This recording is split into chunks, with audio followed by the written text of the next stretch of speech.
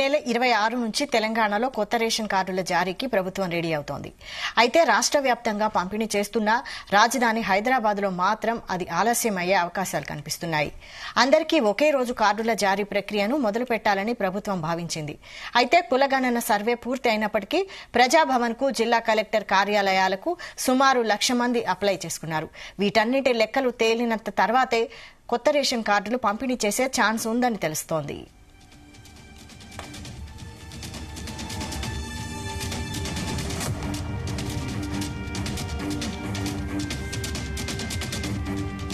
ఇదే అంశంపై మరిన్ని డీటెయిల్స్ మా ప్రతినిధి సతీష్ అందిస్తారు. సతీష్.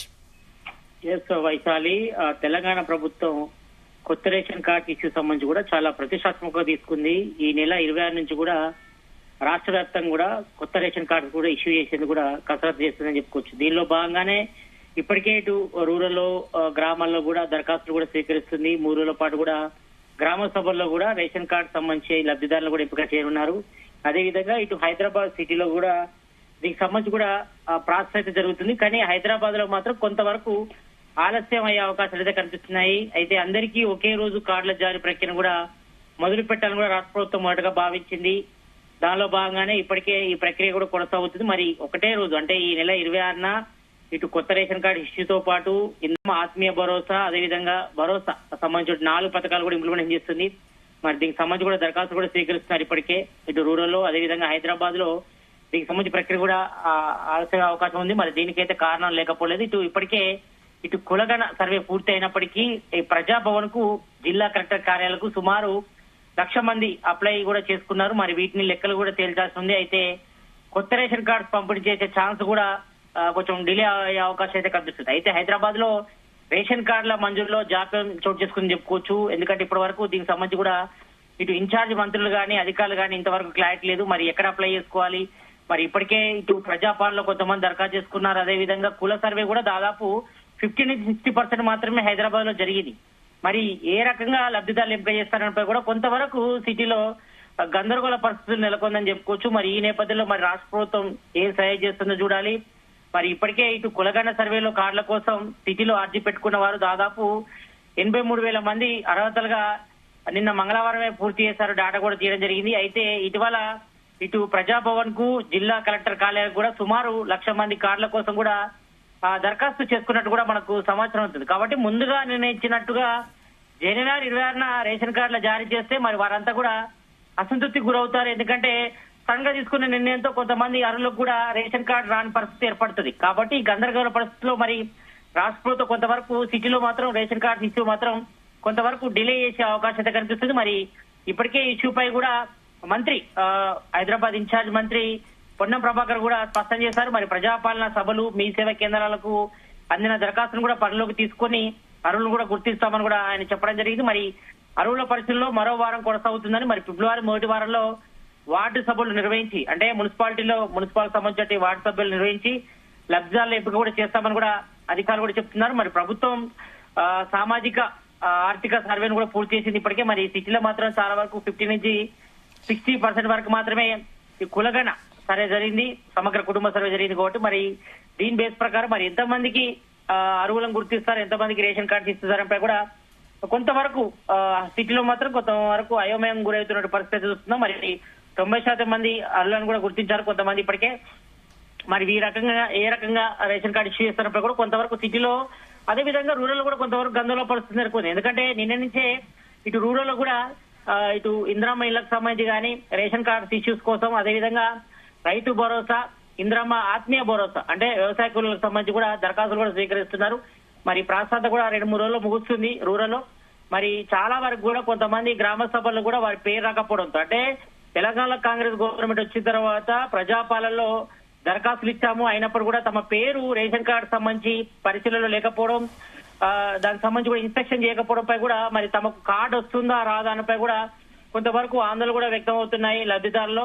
కాబట్టి మరి వీటన్నిపై కూడా రాష్ట్ర ప్రభుత్వం వెంటనే క్లారిటీ ఇవ్వాల్సి వస్తుంది. మరి హడావిడిగా 3 రోజుల పాటు మాత్రమే దరఖాస్తు తీసుకుంటామని చెప్పారు. మరి ఒకవైపేమో రేషన్ కార్డు ఇష్యూ అనేది నిరంతర ప్రక్రియ అంటున్నారు, మరోవైపేమో ఈ 3 రోజులనే అప్లికేషన్స్ తీసుకుని మరి లబ్ధిదారుల ఎంపిక కూడా గ్రామ సభలు చేసి ఐడెంటిఫికేషన్ చేసి ఈ నెల 26 నుంచే రేషన్ కార్డు ఇష్యూ చేస్తామని చెప్తున్నారు. అంటే ఇంత హడావిడిగా మరి సాధ్యం అవుతుందా లేదా మరి అధికార యంత్రాంగం మాత్రం కొంతవరకు ఎక్కువగా డిలే చేస్తున్న పరిస్థితి చూస్తున్నాం. మనం రూరల్ లో నిన్న కూడా చూసాం, చాలా జిల్లాల్లో కూడా కొంతవరకు ఆందోళన కూడా వ్యక్తమై రేషన్ కార్డు ఇష్యూ సంబంధించి కూడా తమ పేరు లేకపోవడం, ఇప్పటికే ప్రజాపాలనలో దరఖాస్తు చేసుకున్నాం, చాలా చోట్ల కూడా దరఖాస్తు చేసుకున్నాం, కానీ తమ పేర్లు లేకపోవడం, మరి తమ కూడా దాదాపు దిగువన ఉన్న వాళ్ళమని చెప్పడం, ఈ రకంగా తమ పేరే లేకపోవడంపై కూడా కొంతమంది ఆగ్రహం కూడా వ్యక్తం చేశారు.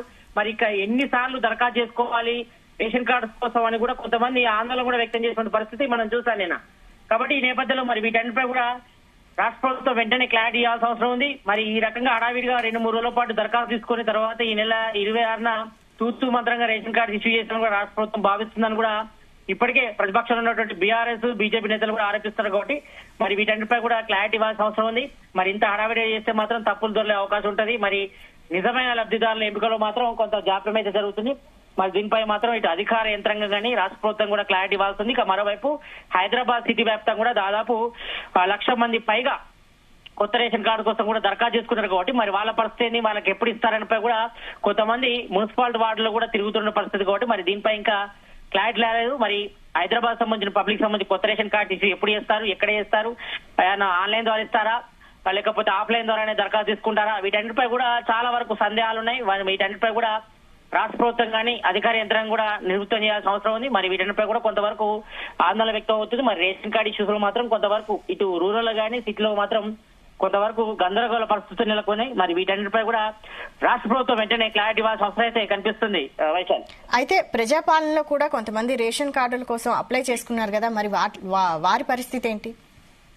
ఇప్పుడు ఇదే ఇష్యూ తెర మీదకి వచ్చింది. ఎందుకంటే తెలంగాణ కాంగ్రెస్ గవర్నమెంట్ వచ్చిన తర్వాత ప్రజాపాలనలో రేషన్ కార్డు ఇష్యూ కోసం, అదేవిధంగా ఇందిరమ్మ ఇండ్లు, రైతు భరోసా, పెన్షన్ కోసం, ఇతరేతర పథకాలకు సంబంధించి కూడా అన్ని కూడా అప్లికేషన్ చేసుకోవడం జరిగింది. అందులో కొంతమందికి 200 లోపు ఉచిత విద్యుత్ గానీ, 500 రూపాయల గ్యాస్ సిలిండర్ గానీ, ఇక మహాలక్ష్మి పథకం అయితే అందరికి వర్తిస్తుంది. ఆ విషయంలో మాత్రం ఎలాంటి ఇబ్బంది లేదు. కానీ ఇతర పథకాల మాత్రం కొంతవరకు డిలే అవుతుంది. అరకొరగే పథకాలు ఇంప్లిమెంటేషన్ జరుగుతుందని కూడా ఇటు బీఆర్ఎస్ బీజేపీ నేతలు ప్రధానంగా ఆరోపిస్తున్నారు. పబ్లిక్ నుంచి కూడా అదే వస్తుంది ఫీడ్బ్యాక్ కూడా. కానీ పూర్తి స్థాయిలో ఎందుకు చేయలేకపోతున్నారు, హడావిడి చేసి మాత్రం కొన్ని పథకాలు తూతూ మంత్రంగా నిర్వహిస్తుంది రాష్ట్ర ప్రభుత్వం అనే ఆరోపణలు ఉన్నాయి. కాబట్టి మరి వీటన్నిటిపై కూడా చర్యలు తీసుకోవాల్సిన అవసరం ఉంది. ఎందుకంటే ప్రజాపాలనలో మాక్సిమం అందరూ కూడా దరఖాస్తు చేసుకున్నారు. దానికి సంబంధించి కూడా ఒక నెంబర్ కూడా ఇవ్వడం జరిగింది. ఆ నెంబర్ కొడితే వాళ్ళు ఎన్ని పథకాలకు అప్లికేషన్ పెట్టుకున్నారు వాటన్నిటి దాటా చేస్తే సరిపోతుంది. కానీ మళ్ళీ దీనికి కొత్త రేషన్ కార్డు కోసం మళ్ళీ దరఖాస్తు పెట్టుకోవడం, ఒకవేళ వెరిఫికేషన్ కాకపోతే మళ్ళీ కొత్తగా దరఖాస్తు చేసుకోవడం, అంటే ఈ రకంగా ఎన్నిసార్లు దరఖాస్తు పెట్టుకోవాలి? అంటే తమ నిజమైన లబ్ధిదారులైనా కొంతమందికి ఇప్పటికే రేషన్ కార్డ్స్ ఉన్నాయి, కొంతమంది కొత్తగా పెళ్లైన వారు కానీ విడిగా కాపురం పెడుతున్నారు. కానీ వాళ్ళు కొత్త రేషన్ కార్డు కోసం కూడా ప్రజాపాలనే అప్లికేషన్ పెట్టుకున్నారు. మళ్ళీ ఇప్పుడు ఈ 3 రోజులు గ్రామ సభల్లో కూడా మళ్ళీ అప్లికేషన్ పెట్టుకోవాలంటే ఈ రకంగా ఎన్నిసార్లు పెట్టుకోవాలి? మరి పెట్టుకున్న కూడా రేషన్ కార్డు వస్తుందా రాదా అనేపై కూడా ఆందోళన కూడా వ్యక్తం అవుతున్నాయి. కాబట్టి మరి వీటన్నిటిపై కూడా రాష్ట్ర ప్రభుత్వం క్లారిటీ ఇవ్వాలి. మరి ప్రజాపాలనలో తీసుకున్న దరఖాస్తులు పరిగణలోకి తీసుకుంటున్నామన్నారు ఫస్ట్ లో. మరి తర్వాత కులగణ సర్వే, కుటుంబ సమగ్ర సర్వేకి సంబంధించి డాటా ఆధారంగానే ప్రజెంట్ రేషన్ కార్డు ఇష్యూ చేస్తామంటున్నారు. కానీ చాలా మంది కూడా కులగణ సర్వేకి సంబంధించి కూడా కొంతమంది డీటెయిల్స్ కూడా మిస్ అయినట్టుగా మనకు సమాచారం ఉంటుంది. అంటే కంప్యూటర్ కోడింగ్ కండిషన్లు కొన్ని మిస్ అయినట్టుగా చేస్తా ఉంది. మరి ఇప్పుడు కులగణ సర్వేకి సంబంధించి రిపోర్ట్ ఆధారంగా చేసుకుని ఇస్తామంటున్నారు.